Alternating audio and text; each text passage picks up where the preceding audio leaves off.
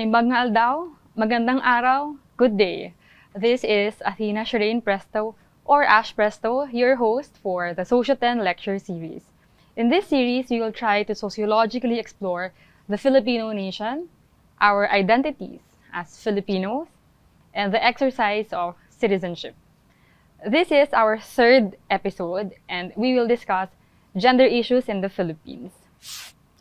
Madalas nating naririnig ang konsepto ng gender sa Pilipinas. Noong nag-enroll ka sa school, nag-fill out ka ng form kung saan kailangan mong isulat ang iyong gender o kaya naman ay sex. Ganon din kapag nagbubukas ka ng bank account o kaya naman ay gumagawa ka ng social media account. Hindi na bago sa paningin natin ang kasarian. Pero ano nga ba to? Maraming nalilito sa definisyon ng kasarian. Sa UP Dictionaryong Pilipino, halimbawa, ang gender at sex ay parehas na tinatawag na kasarian. Sa Pilipinas, kapag sinabing kasarian, madalas nakaayon pa rin sa biological characteristics o kung anong meron sa pagitan ng mga hita mo. Pero hindi lang nakabase sa biological characteristics ang kasarian. Sa katunayan, maraming iba't ibang definisyon ng kasarian na may kaakibat na perspektiba. Kaya nga siya kasarian kasi sari-sari, hindi ba?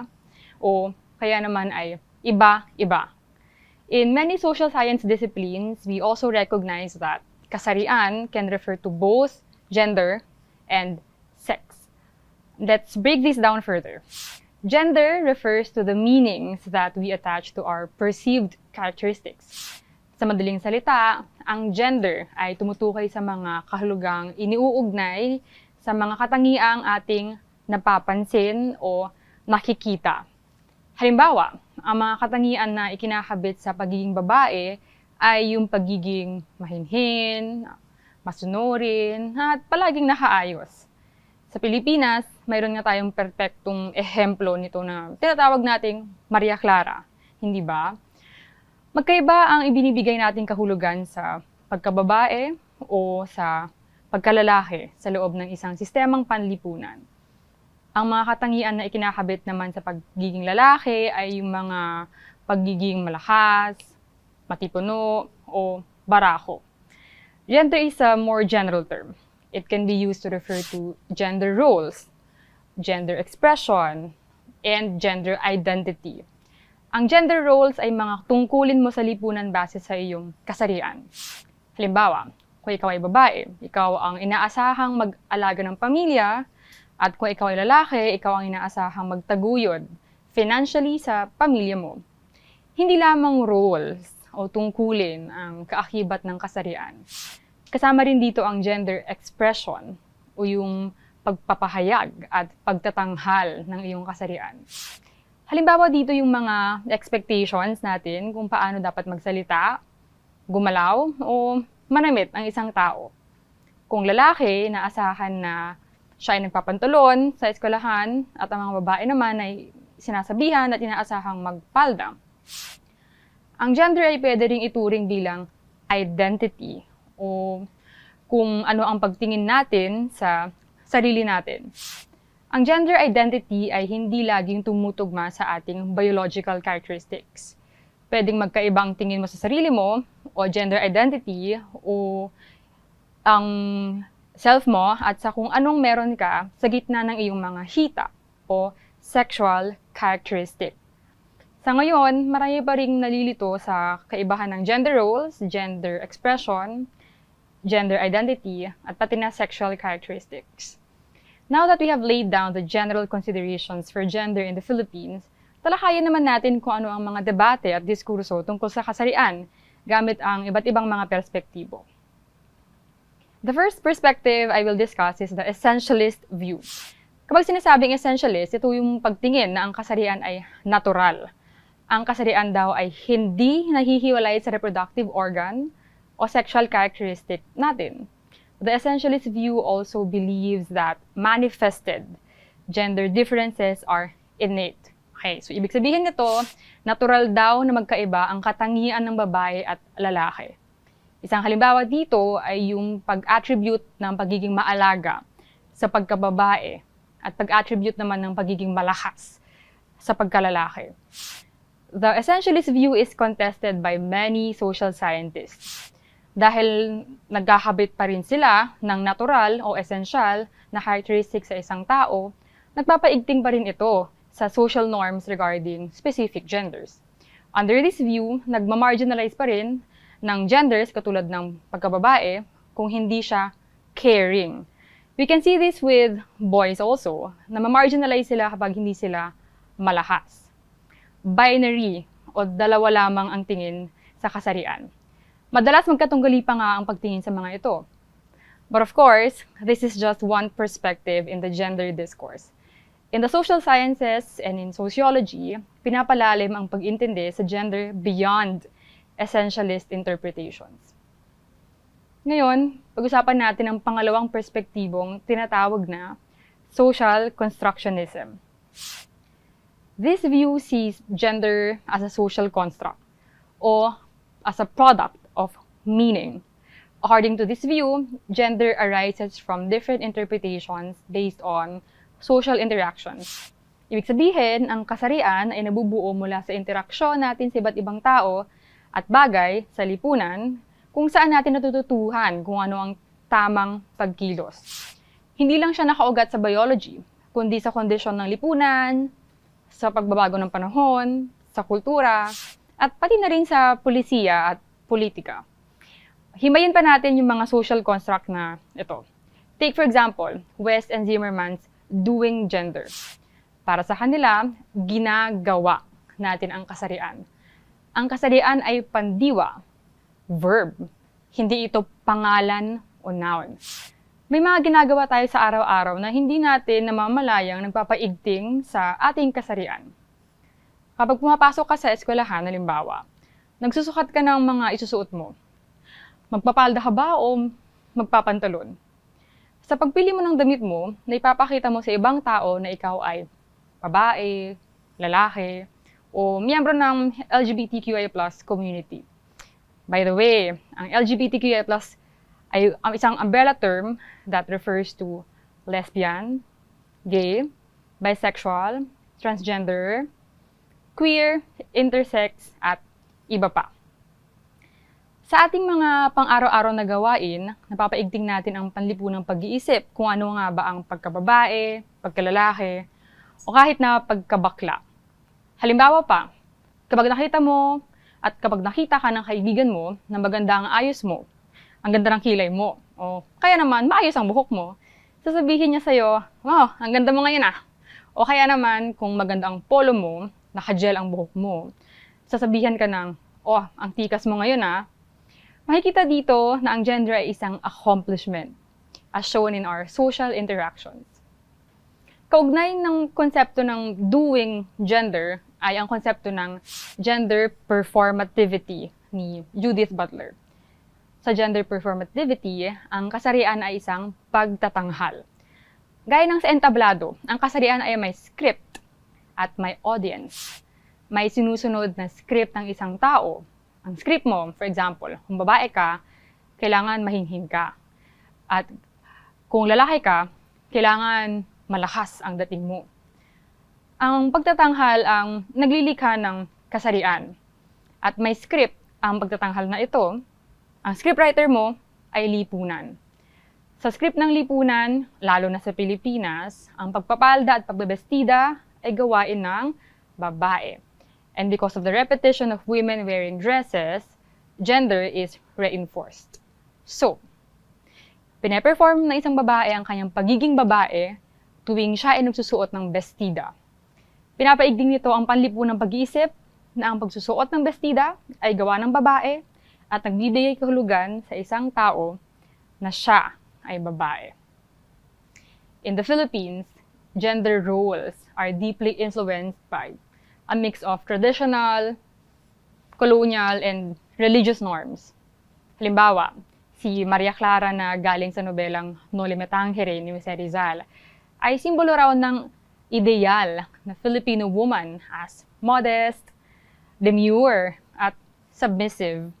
Because gender is socially constructed, the roles, identities, and behaviors that we ascribe to certain genders can change. gender has no natural characteristics. Ang mga characteristics na ito ay binubuo ng mga diskurso o powerful conversations sa lipunan. Maaring magbago ang mga kahulugan at katangian na ginagamit nating panglarawan sa gender, ayon sa kung paano natin pinag-uusapan ang kasarian at lipunan. Now that we have briefly gone over two key perspectives in gender, mahalagang talahayan natin ang iba't ibang movements and theories na nagko-contribute ng ibang lente sa pagtingin ng gender. In the pre-colonial Philippines, women had higher social stature. They were afforded sexual freedom and would even hold high positions such as the babaylanes. Ang mga babaylanes ay itinuturing na high priestesses o spiritual leaders noon. It was during the Spanish colonial period that women's social status would regress, which also led to the imposition of Spanish laws, religion, customs, and even education that reflected patriarchal ideals. Let's define patriarchy first. Ang patriarchy ay ang sistemang panlipunan na nagtuturing sa mga lalaki na mas mataas o mas karapat-dapat sa kapangyarihan at otoridad. Ang mga babae at iba pang kasarian ay madalas ituring na mas mababa o pangalawa lamang. The freedoms of women and gender minorities were suppressed. For example, they were not afforded accessible education, and it was only during the American period that women were later allowed entry into public schooling. In the early 1900s, Philippine women's movements gained traction. Several groups were founded to organize for the social welfare of women and to advocate for women's increased participation in public life. One of those was the Asociación Feminista Filipina, which pushed for women's right of suffrage. Several other women's groups were later founded, such as the Kilosang Kababaihan Pilipina, the Katipunan ng Kalayaan para sa Kababaihan, and Gabriela, many of which advocate access to employment and income, resolution to women's issues, and gender equality, among others. The Philippine women's movement was born out of patriarchy and sexism. We already know what patriarchy is based on our definition a while ago. Now, let us define sexism. Ang sexism sa Tagalog ay tinatawag na seksismo. Ito ay ang diskriminasyon o pagtatangi batay sa kasarian ng isang tao. Madalas, ang mga kababaihan at kabaklaan ang nadi-discriminate sa loob ng isang patriarchang sistema. Halimbawa, mas pinipili ng ilang mga kumpanya na kumuha ng lalaki para sa mga posisyong nangangailangan ng pisikal na lahas o liderato, habang ang mga babae ay tinutulak sa mga trabahong nangangailangan ng soft skills tulad ng pagtuturo o pag-aalaga. Bagaman marami nang naging babaeng leader sa Pilipinas, ang pagtingin na ang lalaki ay mas angkop sa mga posisyon ng kapangyarihan ay nananatili pa rin. Hanggang ngayon, ang kakayahan ng mga babae na mamuno ay madalas pa rin kine-question. The current obstacles that a developing country like the Philippines faces are felt to a higher degree by women. They face challenges of inadequate pay, job safety, medical benefits, and ideal work conditions. As a response, the Philippines has seen a rise in nationalist movements in the last 2 decades. Halimbawa ng mga pagkilos na ito ay ang First Quarter Storm noong panahon ng martial law noong 1970s. Women's organizations provided the space for marginalized women to form a cross-class coalition. Ito yung mga pagsasanib pwersa ng mga kababaihan mula sa iba't ibang sektor ng lipunan. These organizations were and still are engaged in the nationalist struggle for equality in political and economic life. Philippine women's movement also highlight the importance of resolving the dichotomy between productive and reproductive work. Let's break this down further. Ang dichotomy ay pagkakahati sa dalawang magkakaibang bahagi. Ang dalawang magkaibang bahagi na ito ay productive work o ang mga trabahong binabayaran at reproductive work, yung mga trabahong kadalas hindi binabayaran. Again, kapag sinabing productive work, ito yung mga trabaho na binabayaran at may sweldo. Usually, sila yung mga nasa labas ng bahay, yung pangkabuhayan mo at kung saan ka kumikita ng pera. Sa kabilang banda, ang reproductive work, ang mga ginagawa mo sa bahay na hindi bayad, pero mahalaga pa rin sa lipunan. Madalas ay tinatrato ng lipunan bilang hiwalay, ang productive at reproductive sphere. Hindi sila binibigyan ng parehong halaga kahit na ang dalawang forms of work na ito ay mahalaga sa pag-function ng lipunan. The divide between productive and reproductive work is more harmful to women, lalo na kung sticky ang gender roles. Kapag sinabing sticky, mahirap baguhin. Halimbawa, ang isang babae nagtatrabaho ay kailangan pa rin mag-alaga ng pamilya. Ito yung tinatawag nating double burden. Dahil doble ang responsibilidad ng mga kababaihan sa paghahanap buhay at pagbuno ng care work sa loob ng bahay at pamilya. Though the Philippines has been making headway in terms of women's development as more women are now employed and have access to education, the struggle to end women's subjugation persists. Philippine women's movement still highlight that the double burden of work and home duties is an urgent concern, especially for low-income and no-income Filipinas. Ang kasaysayan ng kasarian sa Pilipinas ay konektado sa malawakang kasaysayan ng mundo. In Western contexts, women's movements would gain a resurgence and increased activism following the world wars. Women gained more access to public sphere. Bilang resulta, lumakas ang kilusan para sa karapatan ng mga kababaihan. Sila ay nagsulong ng mga batas na sumusuporta sa gender equality at pagbibigay ng mas maraming oportunidad sa kababaihan sa iba't ibang larangan. Nonetheless, different global experiences would give rise to different strands of feminism throughout history. They would draw from different perspectives like Marxist and socialist traditions, third world studies, and postmodernism. What stands at the heart of these different women's movements is their attempt to challenge the status quo or the perceived normal and traditional way of seeing gender. Ang mga kilosang ito ay pangunahing nakabatay sa paghamon sa mga pamantayang pangkasarian na nagpapababa sa katayuan ng mga kababaihan at pati kabaklaan. Talakayin naman natin ngayon ang iba't ibang uri ng feminismo. Tatalakayin din natin kung paano nila sinisikap baguhin ang mga gender stereotypes na nagpapababa sa pagtingin ng mga babae at mga miyembro ng LGBTQI+ community. Nga pala, kapag stereotype, ito yung mga karaniwan o pangkalahatang paniniwala o pagtingin at imahe tungkol sa isang grupo. Unahin natin ang liberal feminism. Feminist movements can be traced back to the 17th century to the liberal tradition. Ang liberal tradition ay nakatugon sa konsepto ng freedoms and rights.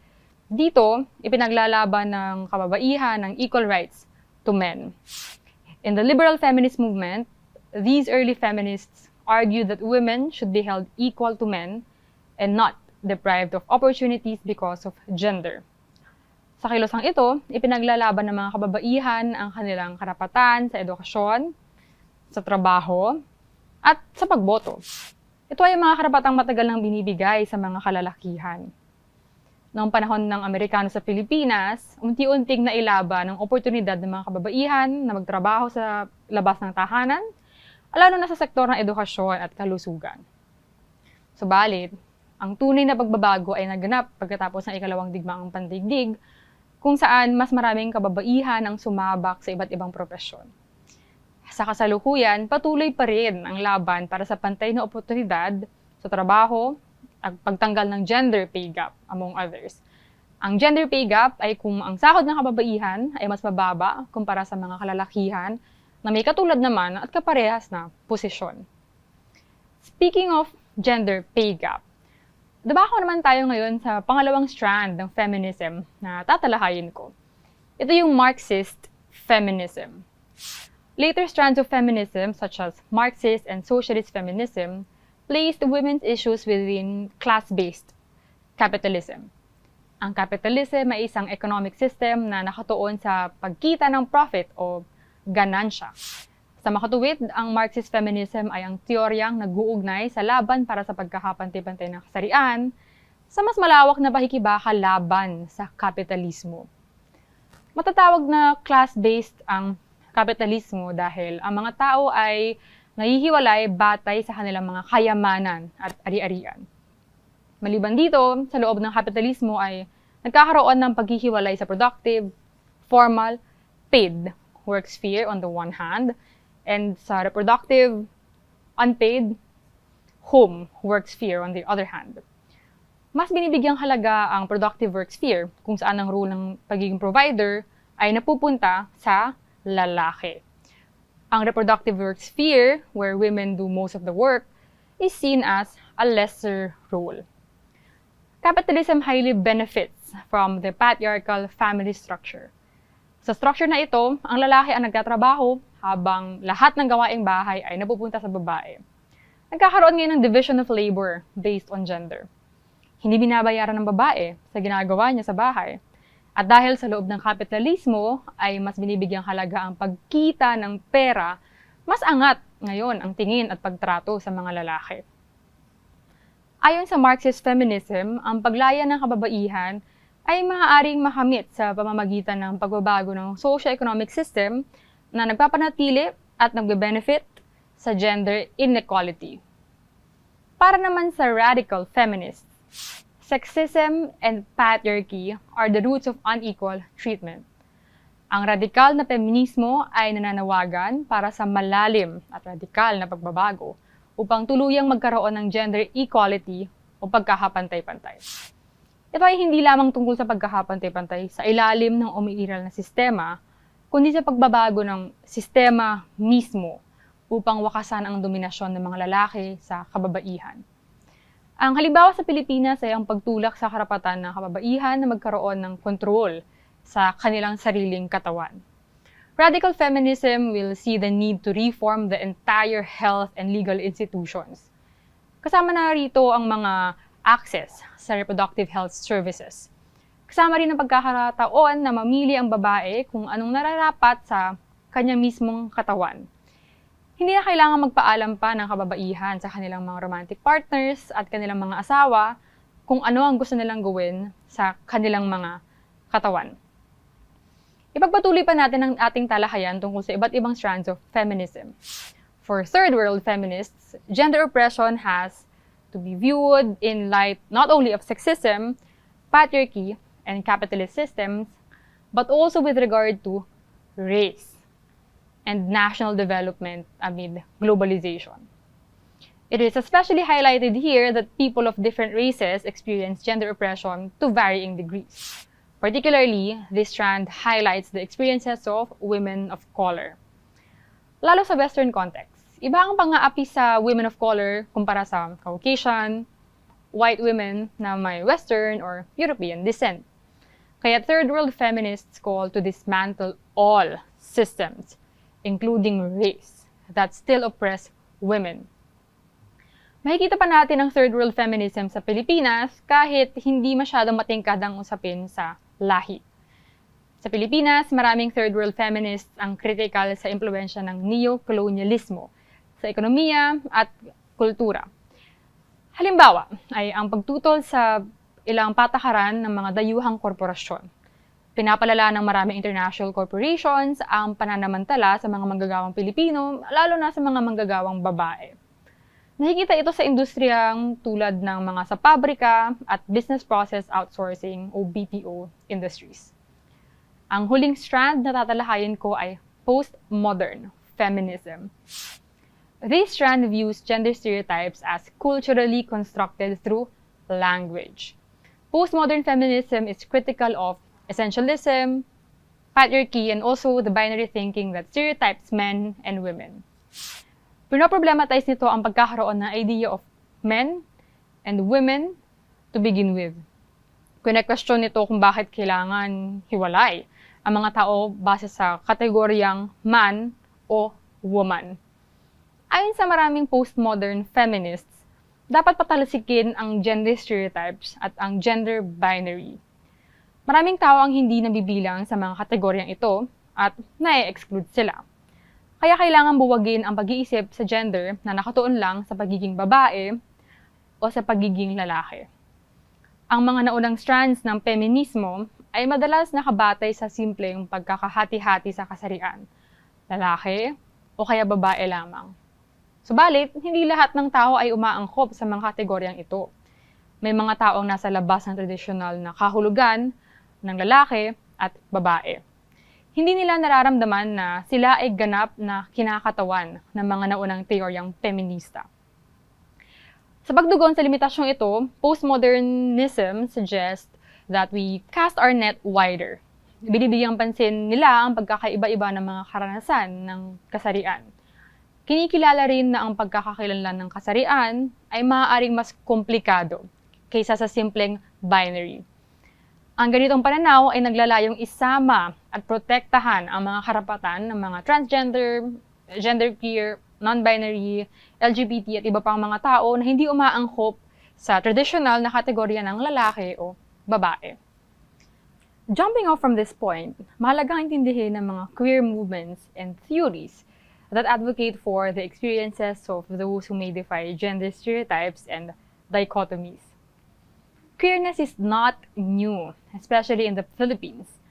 Pre-colonially, scholars think that queer identities had already existed, even in high-status positions. People were free to engage romantically with any other partner of their choosing. Cross-dressing was also accepted. It was with the forced entry of the colonial powers that the Philippines began to adopt heteronormative and patriarchal gender norms. Queer theory rejects the idea of heteronormativity. It also opts for the denaturalization of qualities assigned to gender identities. In the same way, Butler's theory of performativity does. Ang sinasabi dito ay hindi dapat nakaangkop sa natural qualities ang mga katangian na binibigay natin sa mga gender. Hindi dapat based on biological characteristics. In doing so, queer theory opts out of being narrowly defined in the same way that heteronormative binaries of man and woman are. Queer theory is unlike previously discussed feminist strands. Feminism, especially its early strands, sought women's revolution and liberation, but still within a heteronormative structure. Sinusundan pa rin nila ang binary ng man and woman. In contrast, queer theory highlights the openness of gaps, overlaps, and possibilities of meanings. It rejects mainstream expressions of behavior, including gender.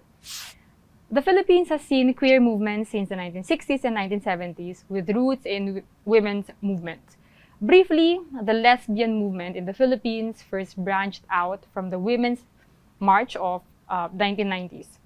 Lesbian activism was anchored on human rights and gender rights. Later in the 1990s, the gay movement and lesbian movement would go on to identify under the LGBTQI+ banner. In discussing the rise of Philippine women's and queer movements, we have already seen how gender is related to national, political, cultural, and social issues. We have also seen how individual identities are linked to social history. Ngayon, pag-usapan naman natin ang koneksyon ng lahat ng ito sa bansa. Homonationalism is the embrace of LGBTQI+ rights by nations and within national politics.